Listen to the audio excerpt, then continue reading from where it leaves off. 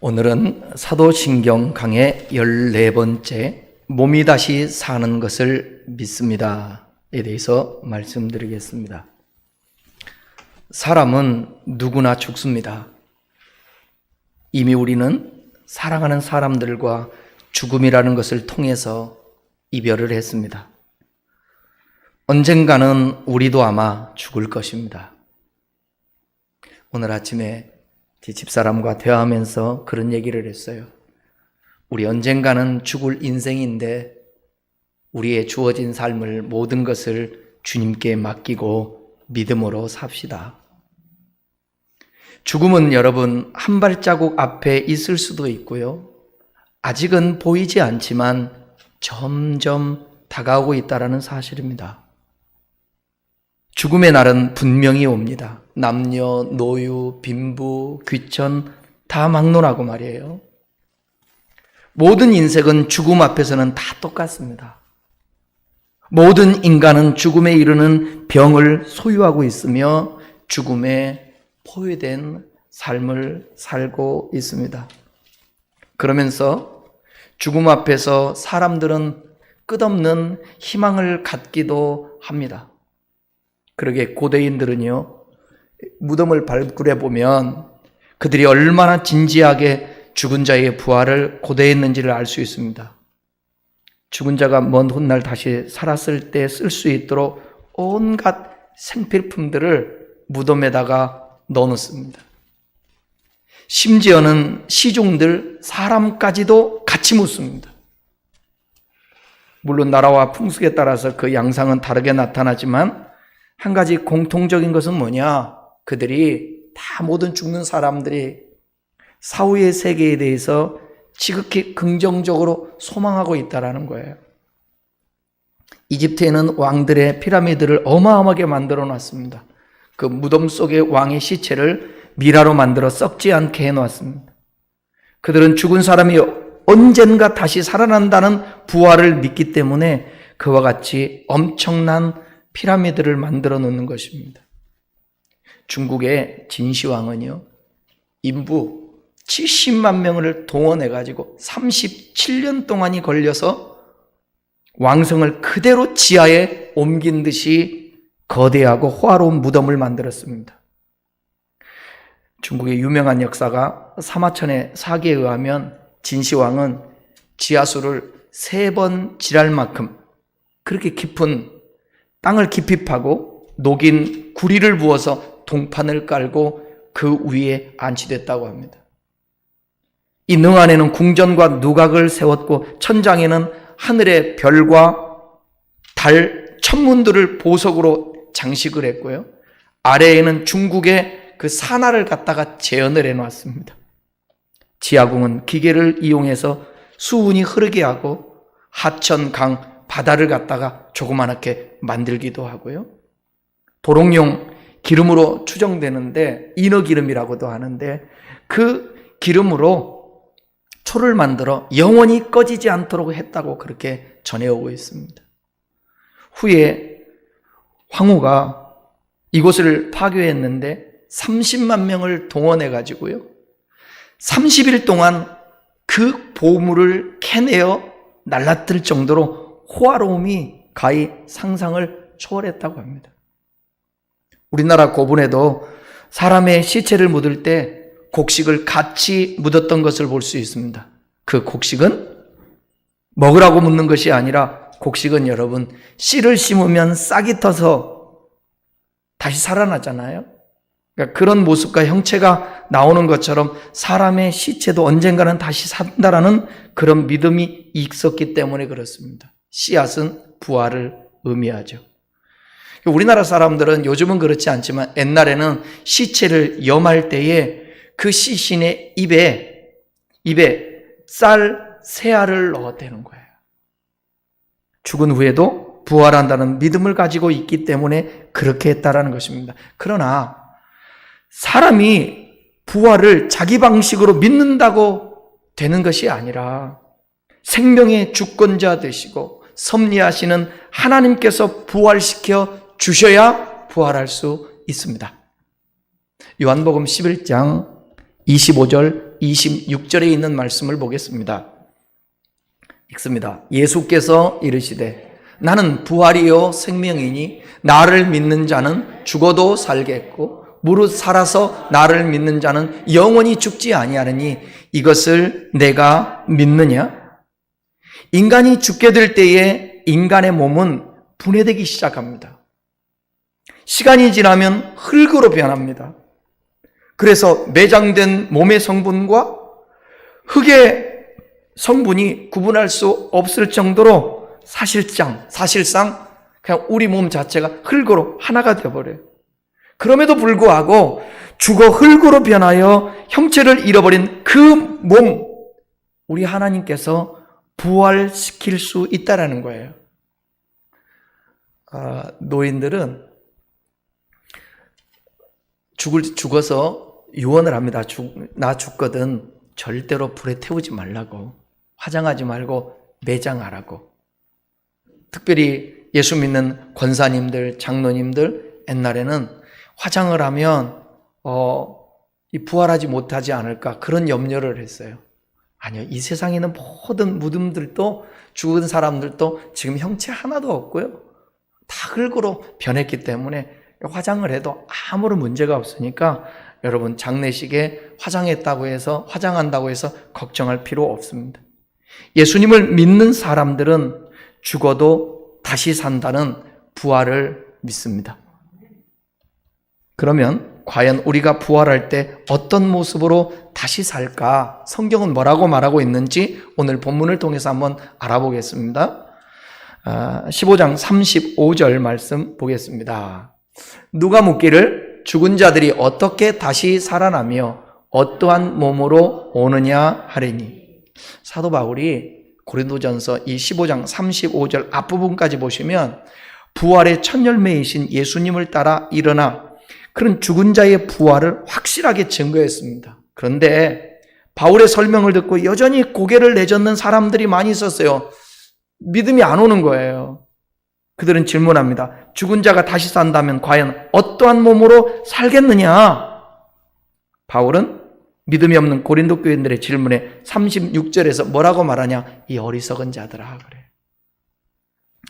저는 우리 교우 여러분들이 어리석은 자가 되지 않기를 바랍니다. 부활이 믿어지기를 바랍니다.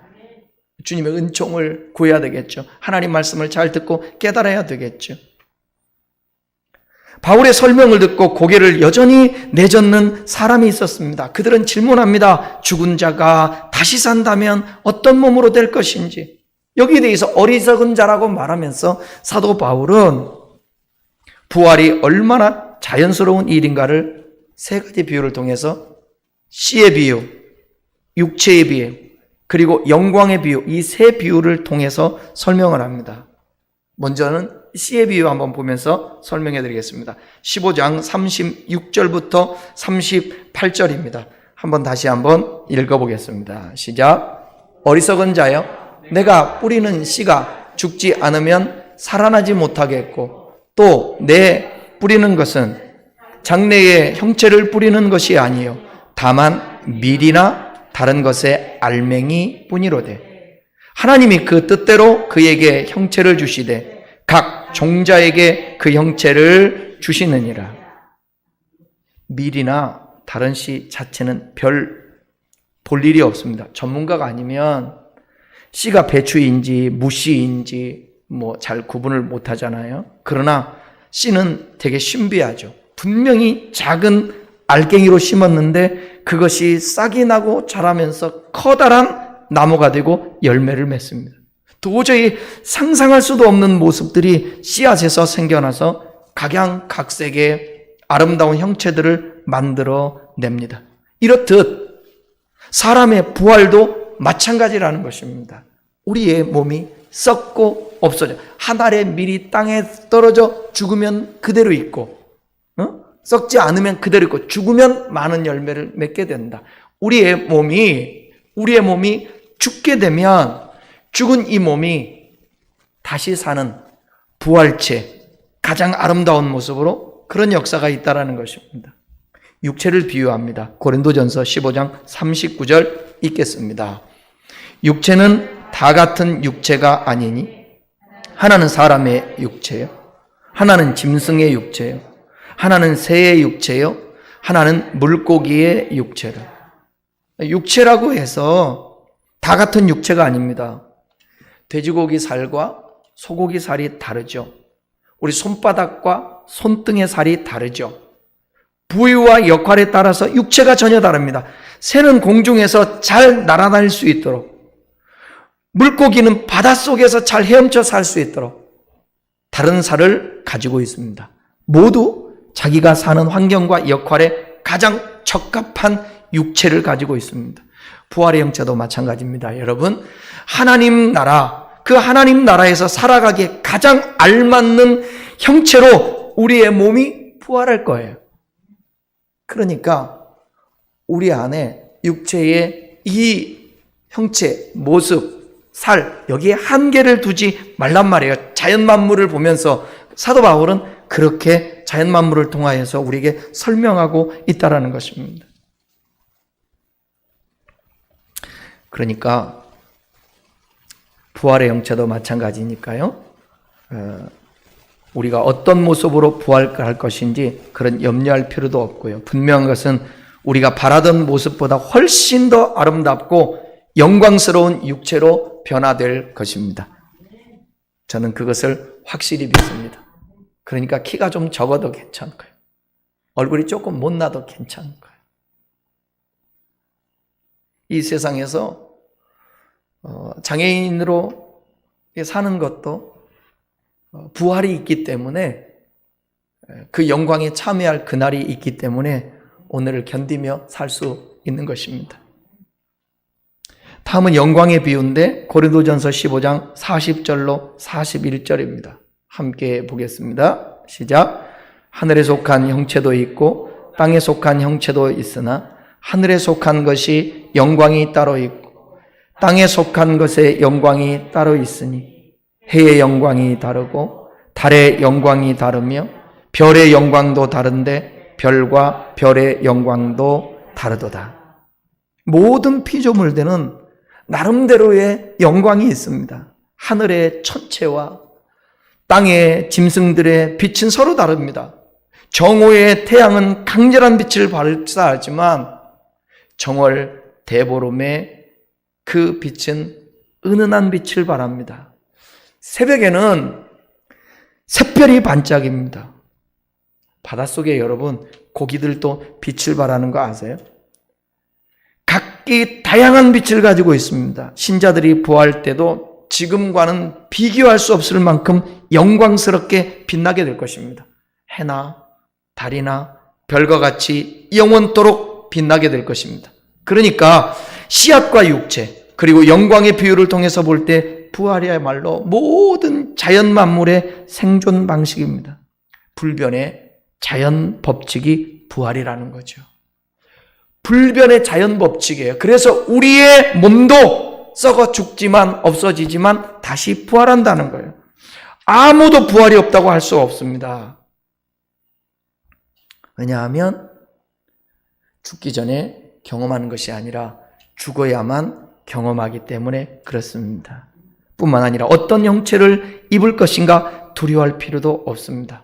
저나 여러분이나 영광의 몸으로 다시 살게 될 줄 믿습니다. 씨보다 꽃이 아름다운 것 같이, 새가 공중을 날기에 적합한 육체를 가진 것 같이, 해가 힘있고 영광스럽게 빛나는 것 같이 우리의 몸의 부활도 아름답고 영광스럽고 하늘나라에 살기에 가장 합당하게 변화될 것입니다. 고린도전서 15장 42절로 44절 읽겠습니다. 죽은 자의 부활도 그와 같으니 썩을 것으로 심고 썩지 아니할 것으로 다시 살아나며 욕된 것으로 심고 영광스러운 것으로 다시 살아나며 약한 것으로 심고 강한 것으로 다시 살아나며 육의 몸으로 심고 신령한 몸으로 다시 살아나나니 육의 몸이 있은즉 또 영의 몸도 있느니라. 썩을 것, 욕된 것, 약한 것, 그리고 육의 몸은 현재 우리의 모습입니다. 썩을 거예요. 욕된 거예요. 매우 약한 것이에요. 우리의 몸이. 우리는 이런 썩어지고 욕되고 약한 육의 몸으로 인해서 때로는 절망을 합니다. 그러나 우리의 이런 현재의 모습에 기죽을 필요 없어요. 낙심할 필요 없어요. 왜 그렇습니까? 부활의 소망이 있기 때문에 그렇습니다. 제가 옛날에 무릎에 주사를 맞을 때에 얼마나 아픈지 너무너무 아픈 거예요. 근데 그 아픔이 계속 지속되는 게 아니에요. 조금만 지나면 지나면서 오히려 그 아팠던 기억이기 때문에 그 아픔 뒤에 모든 통증이 사라지면 오히려 좋더라고요. 오히려 좋아요. 우리의 죽음도 이 세상에 살아가면서 정말 이 썩을 것, 이 약한 것, 이 욕된 것, 이 육체가 뭐라고? 근데 여러분, 이 육신의 장막을 벗어버리면 손으로 짓지 아니한 집이 우리에게 있어서 신령하고 연하롭게 변화되니 이 부활이 얼마나 우리에게 축복이겠습니까? 그러니까 여러분, 부활을 소망하면서 이 세상에 썩어지고 사라지고 없어질 것, 여기에 목숨 걸고 여기에 아웅당하면서 여기에 하나님도 모른다 하며 거기에 집중하며 살 이유가 없습니다. 고린도전서 15장 45절로 47절도 보겠습니다. 읽겠습니다. 기록된 바 첫사람 아담은 생명이 되었담과 같이 마지막 아담은 살려주는 영이 되었나니 그러나 먼저는 신령한 사람이 아니요 육의 사람이 그 다음에 신령한 사람이니 첫사람은 땅에서 났으니 흙에 속한 자이거니와 둘째 사람은 하늘에서 나셨느니라. 첫사람 아담은요 흙으로 지음을 받았습니다. 그 코에다가 생기를 불어넣었더니 산영이 되었어요. 그러나 아담은 연약해서 여자의 말을 듣고 범죄하고 말았습니다. 그래서 썩고 쇠하여 흙으로 돌아가라는 주님의 그 명령을 받을 수밖에 없었죠. 그러니까 우리들도 아담처럼 살다가 죽을 수밖에 없는 존재예요. 그러나 축복은 마지막 아담, 둘째 아담이라고 그러죠. 예수 그리스도는 죽이는 영이 아니라 살리는 영입니다. 아담과 같이 우리는 죽을 수밖에 없어요. 근데 예수님은 이 땅에 오셔서 살리는 영이 되셨어요. 마지막 아담 예수님은 영원하고 영광스럽고 강하고 신령한 몸이 되셨을 뿐만 아니라 살려주는 영이 되었다라는 사실이에요. 그러니까 나는 부활이요 생명이니 나를 믿는 자는 죽어도 살겠고 죽어도 산다는 거예요. 믿을 때에 내 말 듣고 나 보내신 이 믿으면 영생을 얻는데요. 사망에서 생명으로 옮긴다는 거예요. 그 사망에서 생명으로 옮긴다는 게 뭐겠어요? 중생, 부활. 그리고 우리 함께 지금 읽었던 말씀 중에 보게 되면 예수님은 하늘에서 나셨대요. 아담은 흙으로 땅에서 났지만 예수님은 하늘에서 났대요. 그러므로 예수 그리스도께서 속한 자는 하늘에서 난 것과 같아진다는 거예요. 땅의 형상을 갖고 있는 우리가 예수님의 십자가와 부활을 믿고 예수님께 속하게 되면 이제는 하늘에 속한 자의 형상을 입게 되는 거예요. 그러니까 여러분 이미 아직 우리는 예수 믿어서 거듭나 하나님의 자녀 되어 부활의 약속을 받은 자예요. 그러니까 오늘 어떻게 사느냐? 부활한 자답게 살아내야 되는 거죠. 종합해 보면 성도의 부활체의 네 가지 특징은 뭐냐면 부활한 몸은 썩지 않을 것이다. 다시 죽지 않는 몸이 된 거예요. 그 다음에 부활할 몸은 영광스러운 몸, 욕되거나 부끄럽지 않은 거예요. 변하지 않는 몸. 그래서 빌립보서 3장 2절에 보게 되면 이렇게 말하고 영광스러운 그리스도의 몸과 같은 몸으로 된다 이거예요. 예수님의 신령한 몸, 부활했던 몸과 같이 우리도 그렇게 된다는 것입니다. 세 번째는 뭐냐? 우리의 몸이 강한 몸이 된다는 거예요. 병들거나 쇠하거나 죽을 몸이 아니에요. 영원히 죽지 않는 그런 완전한 몸으로 우리가 신령한 몸이라고 그러죠. 신령한 몸으로 네 번째 신령한 몸으로 우리가 변화되는데 하늘에 속한 몸으로 변화된다는 거예요. 그러니까 여러분 부활을 믿고 사는 사람들은 이 땅에서의 죽음을 무서워할 필요가 없죠. 주님이 오라 부르시면 언제든지 아멘하고 갈 수 있는 그 믿음이 우리 안에 있어야 한다는 거예요. 오늘 예수 믿는 사람들이 부활을 믿냐고 물어보면 믿는다고 그래요. 천국을 믿냐고 그러면 믿는다고 그래요. 그러면 지금 죽어도 괜찮냐고 물어보면 그건 아니래요. 우리 가정 속에 있죠, 지금. 믿음이 자라고 있는 중에 있죠. 더 부활에 대해서 알아가고 있는 과정 속에 있죠. 그러나 잊지 말 것은 여러분, 먼저 전제해야 될 게 뭐냐? 예수 그리스도와 함께 죽고 예수 그리스도와 함께 살아. 우리는 부활의 영광에 참여할 자라는 거예요.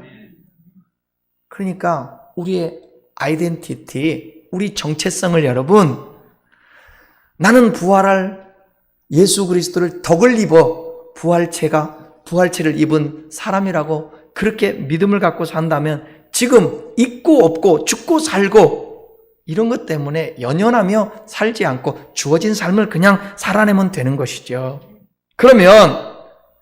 그렇다면 몸이 사는 것을 믿는 우리들은 오늘을 어떻게 살아야 될 것인가? 그게 중요하죠. 나는 부활할 것이니까 어떻게 살아도 괜찮아가 아니잖아요.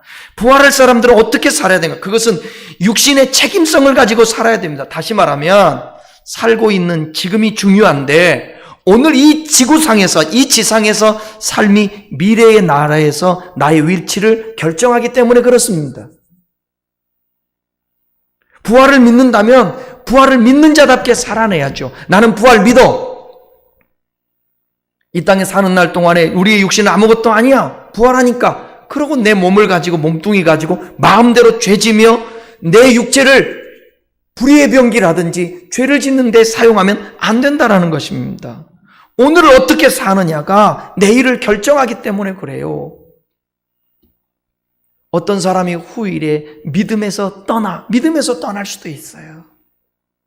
한번 비침을 얻고 성령에 참여한 자가 타락하게 되면, 그러니까 여러분, 구원은 무조건 내가 어떻게 살든 말든 하나님이 택했으니까 보장될 거야 하고 내 마음대로 살아가는 그런 교리와 그런 신앙이 오늘날 이 교회가, 아까는 저는 항상 걸어다니면서도 묵상하고 별 환경 속의 상황 속에서 묵상하니까 가만히 그런 생각이 들어요. 앞으로 어떡하지?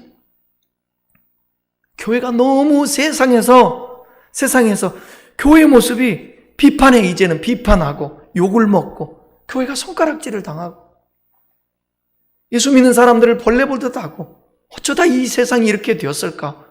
그렇다면 앞으로 교회의 목적은 뭐고 교회는 어떻게 존재해야 되며 전도는 어떻게 하지? 복음은 어떻게 전하지? 그게 암담하더라고요. 그러나 분명한 사실은 여러분, 사람으로는 할 수 없으되 하나님으로는 할 수 있어요. 그래서 우리가 충실하고, 왜? 하나님은 죽은 자의 하나님이 아니거든요. 산 자의 하나님이거든요. 왜냐하면 죽어도 살게 하시는 그 하나님께서 오늘도 역사하심에 인간이, 흙으로 된 이 인간이 어리석어서 육신의 눈으로 모든 것을 보고 판단하며 죽음은 끝일 것 같지만, 그래서 이 세상에 말뚝을 받고 이 세상에 사는 날 동안에 목숨 끝나는 그날까지 누리고 먹고 마시고 즐기고 그러면서 살아야지 그러고 있는데, 성경은 분명히 말하잖아요. 사람이 한 번 나서 죽는 것은 정한 것이요 죽은 뒤에는 심판이 있다고요. 반드시 심판이 있습니다. 그러니까 우리들은 하나님 앞에 모든 것을 맡기고 하나님의 말씀으로 살아내면서 오늘 진짜 부활을 믿고 부활을 경험하며 살아가는 그리스도인으로서 살아내면 그것이 복음으로 증거될 줄 믿습니다. 부활의 덕을 입고 부활을 확신하고 사는 사람들은 비열하게 살지 않죠. 남의 것을 착복하지 않죠. 갑질하지 않죠. 잘난 체하지 않죠. 상처 주면서 안 사는 거예요. 그리고 부활이 있기 때문에 하나님의 주권 아래서 부활 믿는데 뭘 안 믿어요? 어떤 어려움과 시련과 환난과 연단이 우리에게 주어진다 할지라도 그것을 믿음으로 잘 헤쳐나가는 것을 보여주면 복음을 알지 못하고 믿지 않는 사람들이 저 사람이 가지고 있는 저 힘이 뭘까? 어깨너머로 이렇게 보려고 하고요. 묻는 거예요. 당신은 왜 그렇게 얼굴이 해같이 빛나요? 당신은 왜 이렇게 평안하게 살아요? 당신 뭐 때문에 이렇게 감사하며 살아요? 모르겠어요. 복음을 믿었더니 그렇게 되네요. 저절로. 할렐루야. 사람은 웃는다고 해서 웃어지는 게 아니에요. 미소 짓는다고 해서 미소가 저절로 나오는 게 아니에요. 이 안에 들어있는 게 나오는 거예요. 그래서 관상은 맞을 수가 있어요. 관상을 제가 믿지는 않지만 관상이 맞을 수가 있다고요. 표정을 보면 읽는단 말이에요. 여러분의 표정이 부활을 가진 표정 될 수 있기를 바랍니다. 얼굴이 예뻐도 어두운 사람이 있고요. 얼굴이 못났어도 밝은 사람이 있어요. 얼굴 어두우며 예쁜 사람 될래요? 아니면 좀 못났어도 밝은 사람 될래요? 저는 후자 밝은 사람 되고 싶어요. 예뻐도 질려요. 잘생겨도 질려요. 밝으면요 항상 가까이 하고 싶어지는 거예요. 우리가 부활할 몸을 입고 오늘을 어떻게 사는가 매우 중요한데 오늘이 내일을 결정하게 해주는데 하나님 앞에 섰을 때 우리가 뭐라고 하나님 앞에 심판받을 것인가 결정지어야 되는데 갈라디아서 5장 19절부터 21절을 보는데 너희는 성령을 쫓아서 행하라. 육을 따라 살지 말고 그러면서 이리와 같이 말합니다. 갈라디아서 5장 19절에서 21절 시작. 육체의 일은 분명하니 곧 음란과 더러운 것과 호색과 우상 숭배와 주술과 원수 맺는 것과 분쟁과 시기와 분냄과 당짓는 것과 분열함과 이단과 투기와 술취함과 방탕함과 또 그와 같은 것들이라. 전에 너희에게 경계한 것 같이 경계하노니 이런 일을 하는 자들은 하나님의 나라를 위협으로 받지 못할 것이다. 지금 갈라디아 교인들에게 말하는 거예요. 성령으로 살면 성령으로 행할지니. 그러면 육체의 일은 이렇게 하는데 육체대로 살아내면 마지막에는 하나님 나라를 위협으로 받을 수 없다라는 거예요. 교회 여러분, 썩어질 몸, 이 육체, 썩어질 물질 세계의 모든 것들, 이것들이 다 잘못된 거 아니지만 그런 것들 때문에 여러분의 영혼이 얽매여서 거기에 사로잡혀서 여러분의 영혼이 마귀에게 도둑질 당하지 않기를 바랍니다.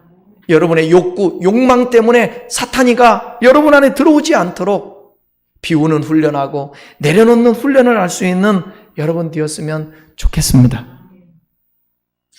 누가복음 16장에 보게 되면 부자와 거지 나사로 얘기 나오죠.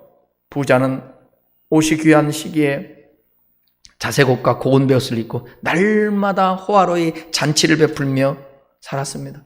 반면에 거지는 부자의 상에서 떨어지는 음식을 먹고 병든 몸을 이끌고 구차하게 살았습니다. 몸이 약하고 병든 거지 나사로가 먼저 죽었고 그 다음에 부자도 죽었습니다. 죽어서 보니까 그것이 끝이 아니었네요.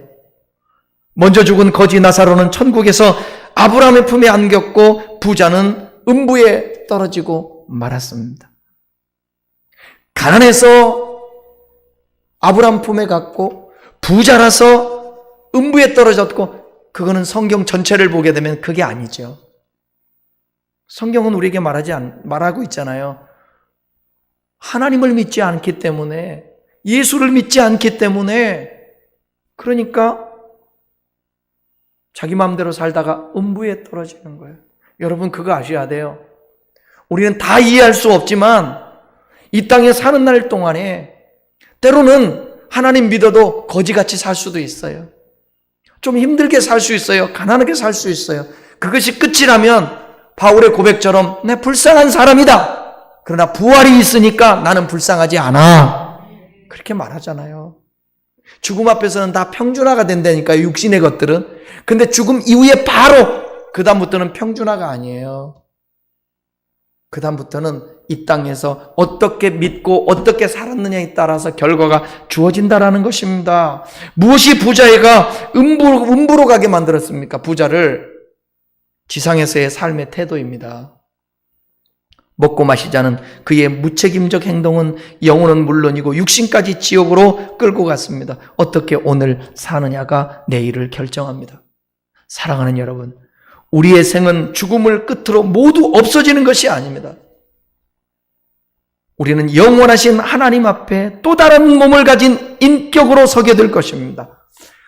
우리가 하나님 앞에 서게 될 때에 우리의 일생이 그분 앞에 그대로 다 드러나게 될 거예요.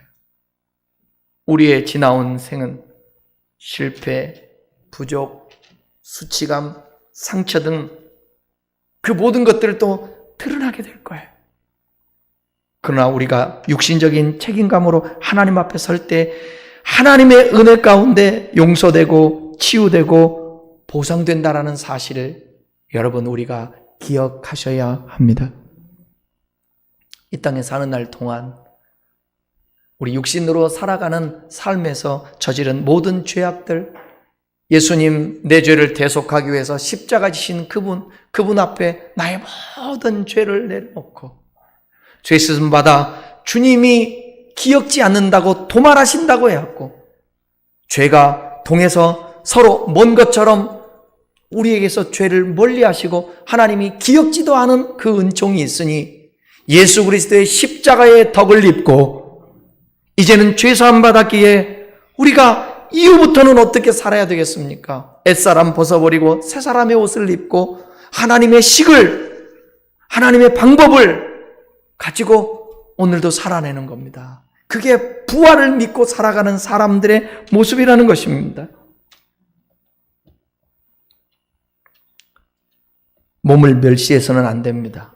그것은 몸을 만들어주신 하나님을 멸시하는 것입니다. 비록 우리 몸은 한계를 가지고 있지만 이 몸은 미래의 세계에서 새로운 변화의 모습으로 나타낼 소중한 존재입니다.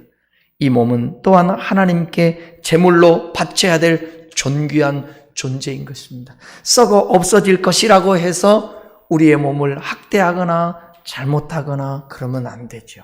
몸 관리, 건강 관리 잘해야 되는 거죠. 사도 바울은 이렇게 말합니다. 로마서 12장 1절의 말씀 보겠습니다. 읽습니다. 그러므로 형제들아 내가 하나님의 모든 자비하심으로 너희를 권하노니 너희 몸을 하나님이 기뻐하는 거룩한 산 제물로 드리라. 이는 너희가 드릴 영적 예배니라. 옛날에 제물을 받을 때에도 깨끗하고 흠없는 것을 받았잖아요. 하나님은 우리 자신도 마찬가지예요. 우리 몸도 영혼이야 당연하지만 우리의 몸을 내버려두게 팽개치고 말이에요. 주님이 우리 만든 이 몸 아닙니까? 옛날에는 부모가 주신 것이라고 머리도 자르지 않았잖아요. 머리도. 하나님이 주신 몸, 이 몸 가지고 육체는 여러분 영혼을 담는 그릇이란 말이에요. 이 육체를 함부로 하지 말고 이 육체에 그러니까 이 육체를 학대를 한다든지 이러면 안 되고요. 이 몸을 가지고 거룩하게 하나님 앞에 드려야 된다는 것입니다.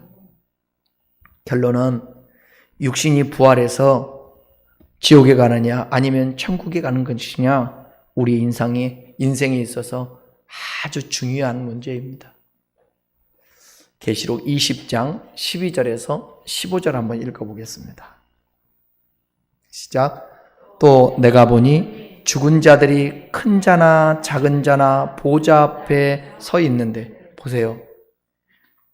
죽은 자들이 큰 자나 작은 자나 그러니까 모든 사람, 누구를 막론하고 다 그 보좌 앞에 서 있는데, 보좌 앞에 서는 거예요. 하나님 보좌 앞에. 그 다음 읽어봐요. 책들이 펴 있고 또 다른 책이 펴져 있는데 곧 생명책이라. 죽은 자들이 자기 행위를 따라 책들에 기록된 대로 심판을 받으니 바다가 그 사람 가운데서 죽은 자들을 내어주고 또 사망과 음부도 그 가운데서 죽은 자들을 내어주매 각 사람이 자기 행위대로 심판을 받고 사망과 음부도 불못에 던져지니 이것이 둘째 사망 곧 불못이라. 누구든지 생명책에 기록되지 못한 자는 불못에 던져지리라. 이게 마지막에 심판인 거예요. 우리의 육체가 모두 다 어디에 있었든지 다 육체를 하나님 앞에 내어주는 겁니다. 그리고 하나님 앞에 쓰는 거예요. 그리고 우리가 심판을 받는데 불못으로 떨어지냐, 이게 둘째 사망, 지옥, 영원한 지옥인 거예요. 생명책에 기록해 놓은다니까요. 우리를 주님이 기억하신다니까요. 그러니까 여러분, 우리 죽는 그날까지 연약해서 이 몸이 저지를 수밖에 없는 욕구가, 욕망이, 죄가 있을 수 있지만 그 죄를 주님 의지함으로 회개하고 저 주 앞에 서는 그날을 위해서 오늘도 한 발자국 한 발자국 주님의 말씀으로 여러분의 발자국을 이 땅에 남겨야 된다라는 거예요. 우리 모든 성도들은 이 믿음의 삶을 삶으로 모두 다 심판대 앞에서 심판의 부활, 즉 사망의 부활이 아니라 지옥의 부활이, 지옥으로 가는 부활이 아니라 생명을 얻고 영생을 얻는 부활에 우리 모두 다 동참하는 교우 여러분들 되었으면 좋겠습니다. 예수님은 둘째 아담으로서 살리러 오셨습니다. 살리러 오셨습니다. 그분 예수 그리스도, 그분을 보내신 하나님 아버지, 우리 안에서 깨닫게 하고 감동하셔서 이 저녁에도 하나님 앞에 머리 조아려 예배하고 주님 앞에 나온 여러분들, 이미 성령이 여러분 안에서 역사하기에 이 날을 기억하고 예배하는 거 아니겠습니까? 그러니까 전제하라고요. 여러분의 마음과 상황이 어떻다 할지라도 하나님은 나를 지금 붙들고 계시고 하나님이 나를 인도하고 계시다고, 나를 사랑하고 계시다라는 그 사실을 여러분들이 확인하셔야 돼요. 확인되셨다면 자꾸 그분한테 고백을 하세요. 내가 이렇고 이러니 마지막 부활에 동참할 수 있도록 하나님 그 영광스러운 은총이 충만해지게 하시고 그 부활에 동참할 수 있도록 인도해 주옵소서. 기도하겠습니다.